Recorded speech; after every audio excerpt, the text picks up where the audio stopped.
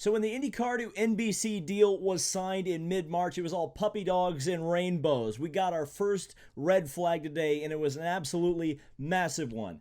NBC Sports missed the first dramatic lap of the IndyCar Championship, and it wasn't just the first lap of the race that they missed. Believe me, ABC Sports has been doing that since the 1980s. But this first lap was perhaps the most significant in the entire season because Alexander Rossi made contact with Marco Andretti's rear tire and essentially took him out of the championship. And if you were watching live on NBC Sports Network, you were watching a NASCAR red flag when there was a hastily cut transition to the IndyCar race, and what you see is Alexander Rossi's stricken car smoking going up the hill, and Lee Diffie hurriedly trying to explain exactly what has just taken place. Is this the biggest blunder that an IndyCar broadcast provider has ever done? I think it's up there. If it hasn't crossed that bar, it's pretty crazy because it's a pretty low bar to cross. And almost this is so egregious because of the fact that NBC has given off this perception like they care, like they're invested in the future of IndyCar, like they're invested in growing this as a property. And certainly there may have been a bit of a good intention, like there was last year, with having a lead-in to the NASCAR race. And by the way, if you think this is a rant on NASCAR or me gonna crap on NASCAR the whole time, no, sorry. Ultimately, this is all down to NBC. And in fact, the NASCAR race was incredibly entertaining, a hard-fought, exciting race. Unfortunately, what NASCAR is now is a terrible format and a terrible race format, a terrible championship format. Something that causes the races to go on far too long, be extended just into the nether regions of eternity, well past the time when a general 400-mile race should start. And unfortunately, again, because of that bad format, the supposed best drivers in the world, as one commercial claimed during the broadcast of the race, couldn't make it 40 laps without either tearing up the grass or tearing up the wall. And we got cautions and red flags and green-white checkers, which extended the race, the NASCAR race, into the IndyCar broadcast window. But again, these are NASCAR problems that are known, they're well known, they're well established, and they're probably not changing for a very long time.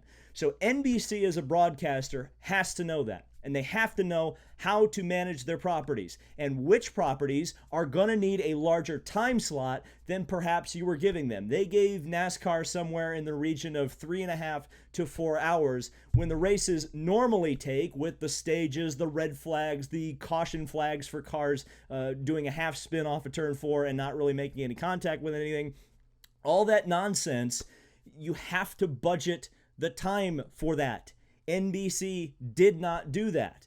And ultimately, they looked like not a great choice as a broadcast partner for IndyCar, because with an incredibly hyped championship, one that NBC themselves were hyping as a championship fight, their advertisements were all over NASCAR programming for the past 2 weeks. They were getting the NASCAR audience hyped up to see this.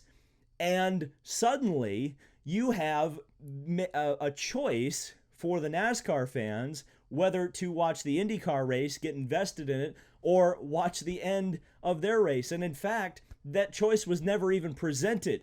There were hastily cut segments commentated by Dale Jr., Jeff Burton, and Rick Allen, who were in Las Vegas, by the way, if you didn't know, were commentating on the drivers getting in their cars. Drivers, start your engines. Apparently IndyCar delayed the start for a little while, but then realized there's no lights at Sonoma and we need to get this thing going. So the race started without the broadcast being on. And of course, what happened on the start happened. Unbelievably bungled. And if it was on CNBC or if it began on CNBC, nothing was said on the NASCAR broadcast at all to allow people to immediately switch away from red flag coverage after a few of the meaningless people in the back, to spend a Denny Hamlin quote, decided to bring out a red flag for an absolutely massive accident. There was no announcement that the race was about to start. There was no apparent interest on NBC Sports' part to get the race, the IndyCar race, or at least show the start of the race on the, well, I guess, allotted time slot. This is a huge problem. This is a major, major slight. And this is a major letdown at NBC. And by the way, it wasn't just the IndyCar broadcast that suffered. And now this was certainly a much more minor thing, but it may show a little bit of what's going on behind the scenes currently. There was a point during one of the side-by-side coverages of the NASCAR race that suddenly an IndyCar ticker showed up and fans were treated to Ryan Hunter-Reay leading his first NASCAR start. Fire everybody.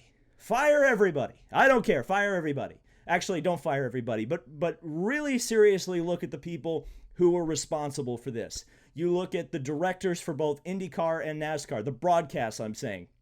They weren't able to coordinate or get the information to the NASCAR commentators who were the leads at this point. Of course, their event was running long, to let IndyCar fans or people interested in watching the IndyCar race to CNBC or to make sure that they are catered to and are at least informed of what's going on. The communication was absolutely awful. It was horrendous. Another problem, to the people who cut together and spliced together that appalling segment. And God, I hope somebody will clip that and put that on YouTube. The haste of the NASCAR race going away, the red flag, and then to immediately Rossi's car is smoking and what the hell is going on. Third of all, we need to talk about the people scheduling these races. I will acknowledge there was an attempt here to try to elevate the IndyCar race by using NASCAR's larger but also motorsport interested audience, or at least you would think so. They're watching NASCAR after all, to also be invested and watch the IndyCar Championship decider. But as I've said, the people scheduling this, and this comes from NBC, they help negotiate a lot of these schedules with IndyCar and NASCAR, especially on the NASCAR side, and I guess now on the IndyCar side because they're so closely aligned with NBC. This can't happen again.